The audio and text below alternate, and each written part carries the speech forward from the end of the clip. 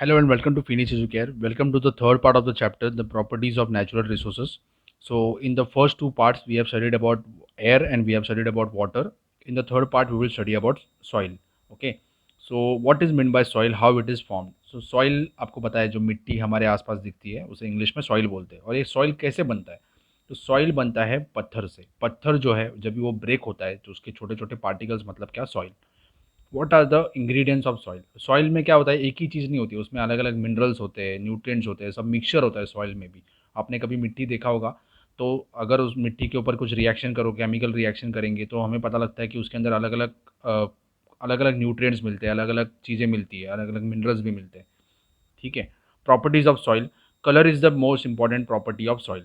हर एक सॉइल का कलर अलग अलग होता है। आपने ब्लैक कलर का सॉइल भी देखा होगा, कभी कभी रेड कलर का भी सॉइल होता है।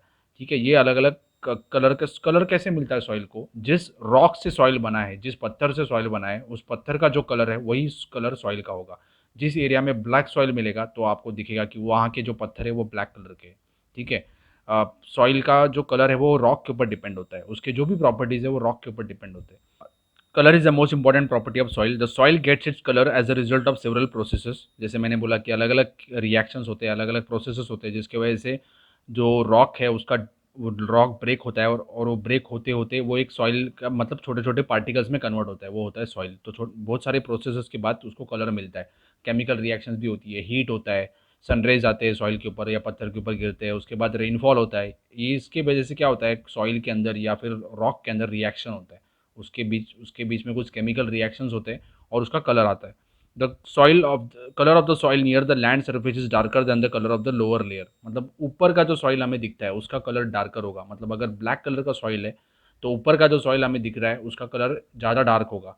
नीचे जितना भी हम डग करेंगे, खोदेंगे, तो नीचे हमको लाइटर कलर मिलेगा सॉइल का। सॉइल में भी different colour such as black, red, copper, yellow, grey, ये अलग अलग कलर है सॉइल का।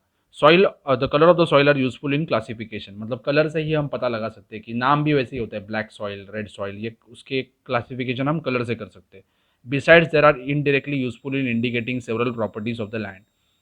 इन this way properties of the soil such as fertility. Fertility मतलब क्या, कि सॉइल एग्रीकल्चर के लिए कितना अच्छा है। सब सॉइल में अच्छी तरीके से हम लोग खेती नहीं कर सकते। ठीक है, तो जिस सॉइल में खेती करते हैं तो हमें पता लगता है कि ये सॉइल खेती के लिए अच्छा है, ये सॉइल अच्छा नहीं है, तो हम उसे क्लासिफिकेशन कर सकते हैं, वो होता है fertility.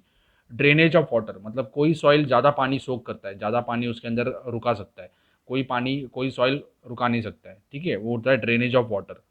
Capacity of to hold water, capacity to hold water become clear from it colour. Capacity to hold water मतलब क्या, कि जैसे मैंने बोला कि किसी किसी सॉइल में हम लोग ज़्यादा पानी सोख कर लेता है, वो कोई कोई सॉइल सोख नहीं कर पाता है।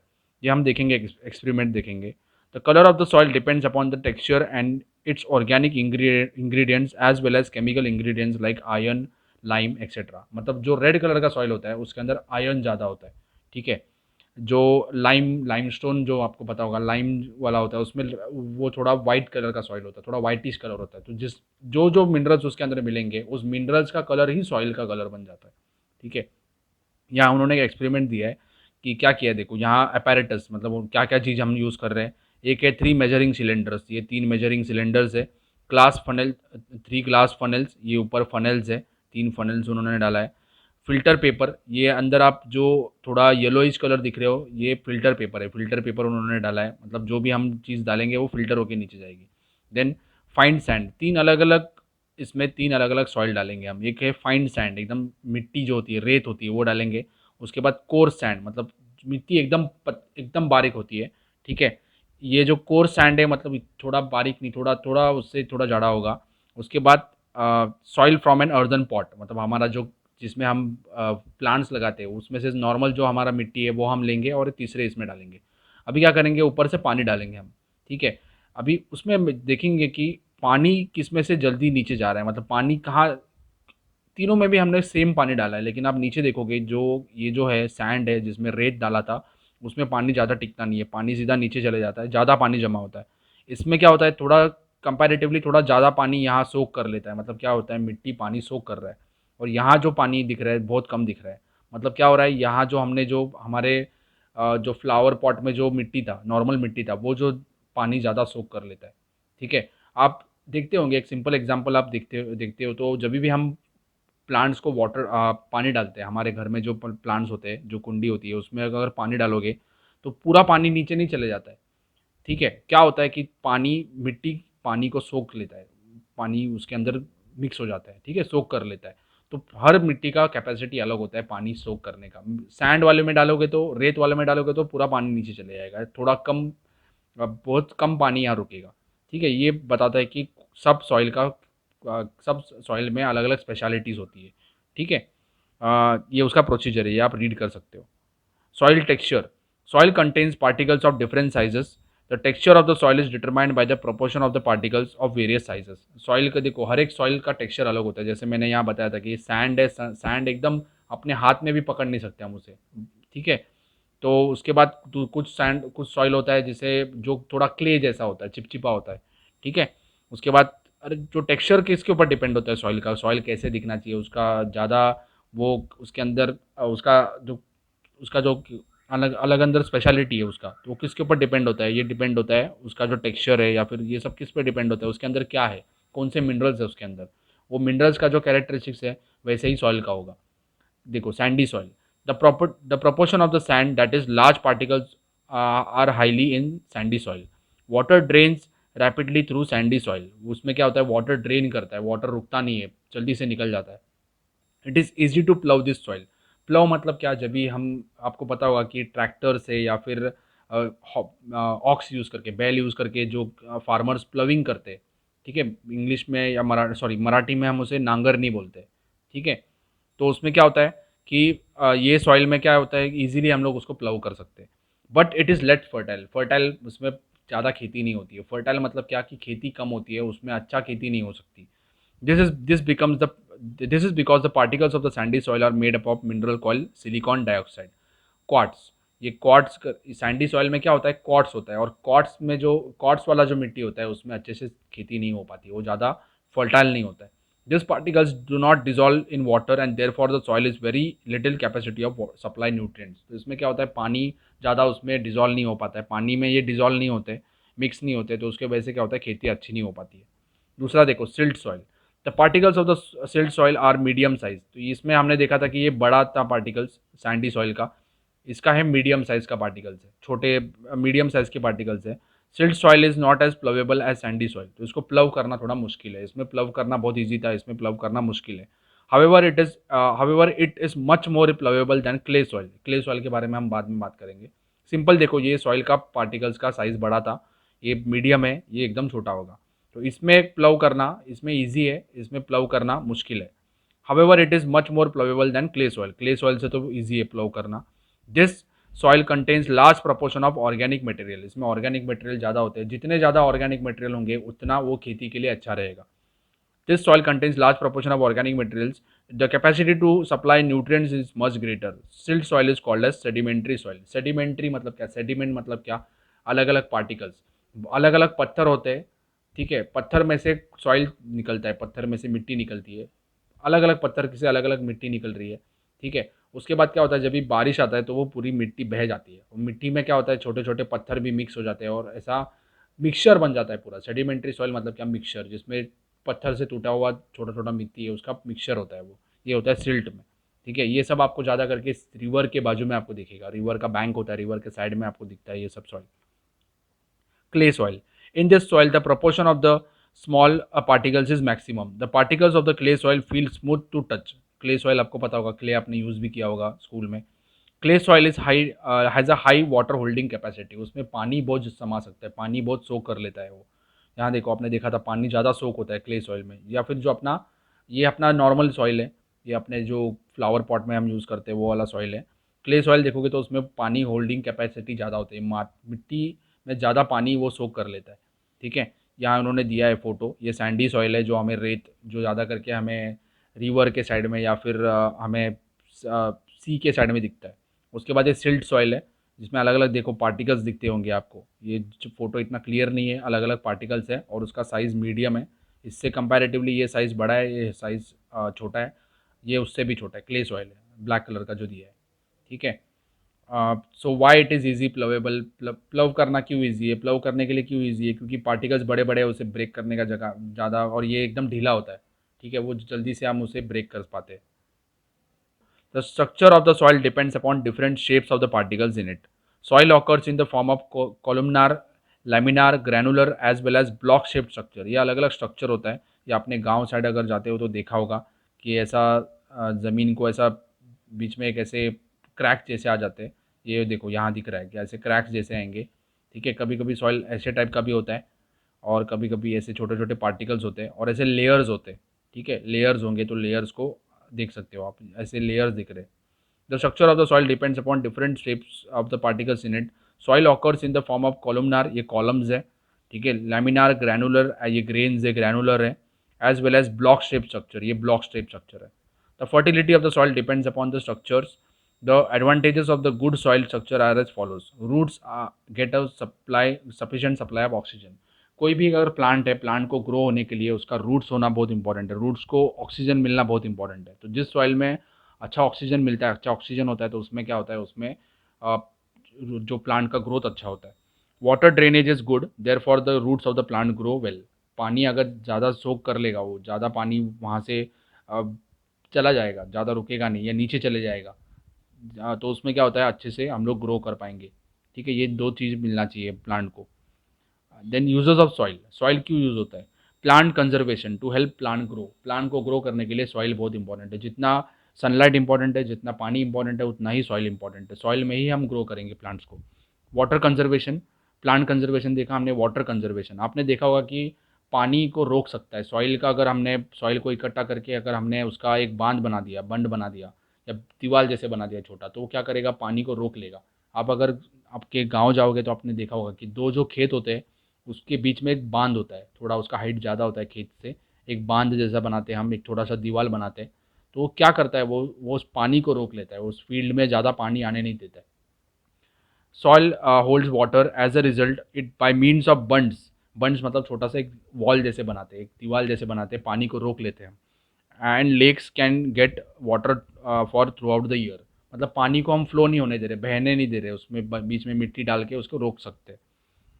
प्लास्टिसिटी, प्लास्टिसिटी मतलब क्या, सॉइल को हम लोग पानी डाल के उसको अलग अलग शेप्स में उसको चेंज कर सकते हैं। सॉइल को इकट्ठा करके अलग अलग शेप्स दे सकते हैं उसे। तो उसका होता है मतलब प्लास्टिसिटी। आपने देखा होगा कि ब्रिक्स बना सकते हैं, ऐसा पॉट बना सकते हैं, ऐसे अलग अलग आर्टिकल्स बना सकते हैं उसके। This is property is called as plasticity. Soil can be given any required shape. This property is called as plasticity. Because of its plasticity, we can use it to make articles of various shapes. This articles can be baked. Baked मतलब क्या? ये particles कैसे, देखो ये जब भी आपने देखा होगा कि जब भी पॉट बनता है तो उसको गर्म करना पड़ता है, या ब्रिक्स जब भी बनते हैं, ईंट बनती है, जब भी उसको गर्म करना पड़ता है, उसकी भट्टी लगती है, गर्म करना पड़ता है। गर्म करने से क्या होता है, उस एक कड़क हो जाती है, वो स्ट्रांग हो जाती है। ठीक है, तो उसको बेक करना पड़ता है। बेक मतलब क्या, उसको गर्म करना पड़ता है। Water stored earthen pots, water stored earthen pots, मटका जैसे बोलते हैं, आपने देखा होगा। अर्दन लैम्प्स, या दिवाली में जो लैम्प्स यूज़ करते हैं हम लोग, दिया यूज़ करते हैं। आइडल्स, मिट्टी का जो आइडल्स होते हैं, मूर्ति होती है। Bricks etcetera are articles made from soil. Some useful types of soil. China clay, china मिट्टी, आपको पता होगा, ये जो कप और सॉसर है, ये चाइना क्ले का बनता है। ये शाइन करता है। ठीक है, it is white in colour, it is use to make crockery. Crockery मतलब क्या, यूटेंसिल्स, जो ये जो यूटेंसिल्स होते हैं मिट्टी के, crockery. Bathroom tiles, tanks, laboratory apparatus, mask, jar etcetera, ये सब हम उससे बना सकते हैं। ठीक है, शाडू सॉइल, शाडू सॉइल मतलब क्या, जो सॉइल से गणपति की मूर्ति बनती है। दो टाइप की मूर्ति होती है, एक तो पीओपी की होती है, प्लास्टर ऑफ पेरिस, वो नहीं, जो मिट्टी की मूर्ति होती है वो शाडू सॉइल से बनती है। It is whitish in colour, it is use to make statues and idols. Terracotta soil, this soil is red in colour, decorative articles and pots use for growing plants are made from this soil. ये जो आप दिख रहे हो, decorative articles वगैरह इससे बना सकते हैं टेराकोटा सॉइल से। ठीक है, हमारे घर में जो प्लांट्स लगाने के लिए हम जो कुंडी यूज़ करते हैं, वो ये टेराकोटा सॉइल की बनती है। Multani soil, this soil is use in cosmetics. तो आप ये फेस पैक या फिर हम लोग फेस पे लगा सकते हैं मुल्तानी मिट्टी, जिसकी वजह से क्या होता है, फेस क्लीन होता है, उसकी जो डर्ट पार्टिकल्स हैं वो निकलते हैं। तो ये एज ए कॉस्मेटिक यूज़ करते हैं मुल्तानी मिट्टी, जिसे नॉर्मली हम बोलते हैं Multani soil. China clay is industrial mineral of a type kaolinite, it is found in China, hence it is called as China clay. China clay का आपने देखा होगा कि ऐसे यूटेंसिल्स बनते हैं, ऐसे कप सॉसर बनता है, या फिर उसका जार बना सकते हैं, हम अलग अलग उसके हम लोग यूटेंसिल्स बना सकते हैं, क्रॉकरी बना सकते हैं। Upon heating the soil acquires a glaze and hardness, shine करता है, वो ग्लेज होता है और उसको हार्ड बन जाता है वो जब भी हीट करेंगे। Therefore it is use to make crockery. Soil testing, soil test करना क्यों इंपॉर्टेंट है? जैसे देखो, हर एक जो सॉइल होता है उसका अलग अलग कैरेक्टरिस्टिक्स होता है, उसके उसके अंदर अलग अलग मिनरल्स होते हैं। तो हमें पहला चेक करना पड़ता है कि ये जो सॉइल है उसके अंदर मिनरल्स कम है या मिनरल्स ज़्यादा है। तो अगर हमें पता चलेगा कि मिनरल्स कम है तो उसके अंदर हम फर्टिलाइजर्स यूज़ कर सकते हैं, अलग अलग केमिकल्स यूज़ कर सकते हैं, या फिर हम काउडंग यूज़ कर सकते हैं, मैन्योर यूज़ कर सकते हैं, जिसके वजह से क्या होगा, कल्टीवेशन अच्छा होगा, एग्रीकल्चर अच्छा होगा। तो सॉइल को टेस्ट करना बहुत इंपॉर्टेंट है। The proportion of the various ingredients in the soil can be determined by soil testing. अलग अलग जो सॉइल के अंदर इंग्रेडिएंट्स है, मैंने आपको बताया कि सॉइल के अंदर अलग अलग मिनरल्स होते हैं, अलग अलग चीज़ें होती है, उसको टेस्ट करना पड़ता है, चेक करना पड़ता है। लेबोरेटरी में चेक करेंगे तो हमें पता लगता है कि सॉइल के अंदर अच्छे से मिनरल्स है या नहीं है। मिनरल्स का डेफिशिएंसी है तो हम उसके अंदर मैन्योर ऐड कर सकते हैं या फिर फर्टिलाइजर्स ऐड कर सकते हैं। So during soil testing, the soil is examined for color, texture and the proportion of organic matter in it. तो उसके अंदर जो ऑर्गेनिक मैटर है, जिस ऑर्गेनिक मैटर जो अगर अच्छा रहेगा तो कल्टीवेशन अच्छा होता है। Soil is tested to find out if there is a deficiency of any ingredients. Deficiency मतलब क्या, कि कोई इंग्रेडिएंट्स अगर कम है तो पता लगता है हमें। And to decide whether what measures should be taken to remove the deficiency. तो डेफिशिएंसी अगर कम करना है तो क्या करना चाहिए उसके लिए, तो कौन सा मिनरल ऐड करना चाहिए, कौन सा मैन्योर ऐड करना चाहिए, कौन से फर्टिलाइजर्स ऐड करना चाहिए, हम डिसाइड कर सकते हैं। सॉइल अगर टेस्ट ही नहीं करेंगे तो पता नहीं लगेगा। तो सॉइल टेस्ट करने के बाद हमें ये भी पता लग सकता है कि इसके अंदर कौन सा क्रॉप अगर हम ग्रो करेंगे तो अच्छा ग्रोथ होगा उसका। The soil sample collected for testing is dried in open space in a shade for 8 to 10 days। तो पहले क्या करेंगे, सॉइल का सैंपल कलेक्ट करेंगे, उसे कलेक्ट करके ड्राई करेंगे पहला ओपन स्पेस में 8 to 10 डेज के बाद, उस 8 to 10 डेज के लिए। उसके बाद उसके ऊपर टेस्टिंग होगा। It is then shifted through a sieve. Sieve मतलब क्या, जो छाननी होती है, जो हम आटा छानते हैं या फिर जो चाय को छानने के लिए, देख तो आपने आपको पता होगा चाय के अंदर जो चाय पत्ती होती है उसको अलग करने के लिए जो छाननी यूज़ करती है, वैसे ही सॉइल को हम उसको ये करेंगे, उसको छानेंगे ताकि फाइन पार्टिकल्स हमें मिलेंगे उसके। Two tests, namely pH and the electric conductivity test, are particularly useful in finding out the characteristics of soil. You can determine the fertility of the soil in your fields with the help of different tests. तो दो test करते हैं, एक तो electrical conductivity test करते हैं, electricity conduct होती है कि उसके अंदर, वो चेक करते हैं। और पीएच टेस्ट करते हैं। पीएच टेस्ट क्या है वो हम देखेंगे। जिस पीएच टेस्ट से हमें पता लगता है कि सॉइल अल्कलाइन है या एसिडिक है, सॉरी एसिडिक है, अल्कलाइन है या फिर न्यूट्रल है, ये पता लगता है। तो पीएच वैल्यू दिया है उसका। The Danish scientist Sorensen put forth a concept of pH. Based on this concentration of hydrogen ions, to determine the pH of the soil, a mixture of water and soil in the proportion of 1:2 is taken. मतलब soil और water, देखो क्या दिया है कि determine the pH of a soil, a mixture of water and soil is proportion of 1:2 is taken. मतलब suppose 2 kilo हम लोग सॉइल ले रहे हैं तो 1 किलो पानी लेना पड़ेगा। ठीक है, पानी हम लोग लीटर में गिनते हैं, लेकिन मैं आपको समझ में आया इसलिए बता रहा हूँ कि प्रोपोर्शन कैसे होना चाहिए कि दो चीज़, हम दो अगर पानी ले रहे, सॉरी सॉइल ले रहे हैं तो एक पानी लेना चाहिए। मतलब 2 kg सॉइल ले रहे हैं तो 1 kg पानी लेना चाहिए। Proportion of 1:2 is taken and tested using several indicators. So उसके बाद हमें पता लगता है कि आपके स्कूल में अगर लेबोरेटरी है तो उसके अंदर भी आपको पीएच पेपर मिलेगा। तो पीएच पेपर अगर आप किसी चीज़ में डिप करोगे तो उसका कलर चेंज होता है, तो जिससे पता लगता है कि वो एसिडिक है या फिर अल्कलाइन है। तो एसिडिक सॉइल देखो, जिसका पीएच इज लेस देन 6.5, तो उसका वो होता है एसिडिक सॉइल। न्यूट्रल मतलब क्या, पीएच 6.5 to 7.5। एल्कलाइन सॉइल मतलब क्या, पीएच हायर दैन 7.5। तो ये इससे पता लग सकता है कि एसिडिक सॉइल है, न्यूट्रल सॉइल है कि अल्कलाइन सॉइल है। तो ये टेस्ट से हम लोग पता लगा सकते हैं कि कौन सा क्रॉप उसमें ग्रो करेंगे तो अच्छा ग्रोथ होगा। Causes of diminishing soil fertility. Soil fertility, जो सॉइल के अंदर जो फर्टिलिटी होती है, जो मैन्योर्स होते हैं या फिर जो उसका क्रॉप ग्रो करने का जो उसका क्षमता होता है वो कम होते जाता है। जैसे हम केमिकल्स यूज़ करते हैं, केमिकल फर्टिलाइजर्स यूज़ करेंगे, पेस्टिसाइड यूज़ करेंगे। आप अगर गांव में जाते हो, खेती जहाँ होता है, तो आप देख सकते हो कि फार्मर्स क्या करते हैं, फर्टिलाइजर यूज़ करते हैं ताकि प्रोडक्शन अच्छा मिले। तो कुछ टाइम के लिए प्रोडक्शन अच्छा मिलता है, लेकिन बाद में क्या होता है कि सॉइल का जो फर्टिलिटी है वो कम होते जाता है केमिकल्स की वजह से। Soil pH is less than 6 और 8 हायर देन 8। तो causes of diminishing soil fertility, soil pH less than 6 और हायर देन 8, ये अगर होगा तो फर्टिलिटी कम होगा। लो प्रपोर्शन ऑफ ऑर्गेनिक मैटर अगर कम हुआ तो उसका मतलब क्या है कि सॉइल का फर्टिलिटी कम है। No proper drainage of water, कि पानी तो चाहिए हमें एग्रीकल्चर करने के लिए, लेकिन पानी ज़्यादा रुकना नहीं चाहिए। जितना पानी ज़रूरत है उतना ही मिलना चाहिए। ज़्यादा पानी रहा तो भी सॉइल ख़राब हो जाएगा। ठीक है, तो प्रॉपर ड्रेनेज ऑफ वाटर, पानी को रुकने नहीं देना है, जितना चाहिए उतना ही आपको पानी लेना है। Repetitive cultivation of same crop, बार बार हम सेम क्रॉप ग्रो करेंगे तो क्या होगा, सॉइल का फर्टिलिटी कम होगा, उसका अंदर मैन्योर्स है वो यूटिलाइज हो जाएगा, तो उसको वापस रीगेन करने का टाइम नहीं मिलेगा, वापस री जनरेट करने का टाइम नहीं मिलेगा, क्योंकि बार बार हम लोग वही कल्टीवेशन कर रहे हैं। तो क्या करना चाहिए फार्मर्स को, कि कुछ टाइम के बाद दूसरा क्रॉप लेना चाहिए। मतलब वीट का कल्टीवेशन होने के बाद फटाफट बार बार यू वीट नहीं लेना चाहिए, कुछ टाइम के बाद दूसरा क्रॉप लेना चाहिए और बाद में वीट लेना चाहिए। ताकि क्या होगा, वीट को जो चाहिए न्यूट्रिएंट्स वो वापस जनरेट हो जाएंगे, सॉइल के अंदर ऑटोमेटिकली जनरेट होते हैं। Continuous use of saline soil, saline water अगर यूज़ करेंगे तो सॉइल खराब हो जाएगा, सॉल्ट उसमें जमा हो जाएगा पूरा। ठीक है, सलाइन वाटर मतलब क्या, salty water. Excessive use of chemical fertilisers and pesticide, तो केमिकल फर्टिलाइजर्स क्या है कि फर्टिलाइजर्स अगर डालोगे तो प्रोडक्टिविटी अच्छा होता है, मतलब क्रॉप्स अच्छे आते हैं, ज़्यादा आते हैं।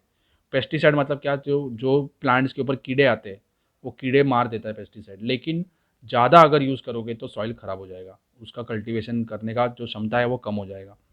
ठीक है, सो वर्ल्ड सॉइल डे, 5 दिसंबर को वर्ल्ड सॉइल डे मनाते हैं हम। ये देखो, soil texture is disturbed if the chemical fertilisers are used excessively and land becomes unsuitable for sowing, कि एक टाइम के बाद क्या होगा, फर्टिलाइजर से हमको प्रोडक्शन तो अच्छा मिलेगा, लेकिन कुछ साल के बाद सॉइल खेती करने के लायक नहीं रहेगा, वो खराब हो जाएगा। Then so crop should be rotated in order to maintain the fertility of the land. Crop should be rotated मतलब क्या, कि अगर एक क्रॉप ग्रो कर रहे हो तो कुछ टाइम के बाद दूसरा क्रॉप ग्रो करना चाहिए, वापस दूसरा क्रॉप ग्रो करना चाहिए, तो उसके बाद क्या होगा, सॉइल अपना फर्टिलिटी रीगेन करेगा automatically. For example, the fertility of the land decreases after harvesting of wheat. Wheat जब भी हार्वेस्ट करते हैं, मतलब वीट जब भी ग्रो करके कट करते हैं, तो सॉइल का फर्टिलिटी कम होता है। वापस अगर वीट ग्रो करोगे तो क्या होगा, सॉइल का फर्टिलिटी और कम होगा, और कम होते जाएगा ऐसे। तो हम क्या करेंगे, वीट के कल्टीवेशन के बाद, कट करने के बाद हम क्या करेंगे, दूसरा क्रॉप ग्रो करेंगे, जैसे जैसे यहाँ दिया है। हेंस लिगेमिनस क्रॉप लाइक पीनट, सिंगदाना जैसे बोलते हैं हम, पीनट, मूंग, मुड बीन, पी, पी मतलब चना, लेंटिल, बंगाल ग्राम, देन सोयाबीन, ये सब हम ग्रो करेंगे तो क्या होगा, उसका फर्टिलिटी रीगेन हो जाएगा। Should be cultivated to restore the fertility of the soil. Okay, I hope you have understood this soil also. If you have understood, share these videos with your friends and subscribe for more videos. Thank you for watching.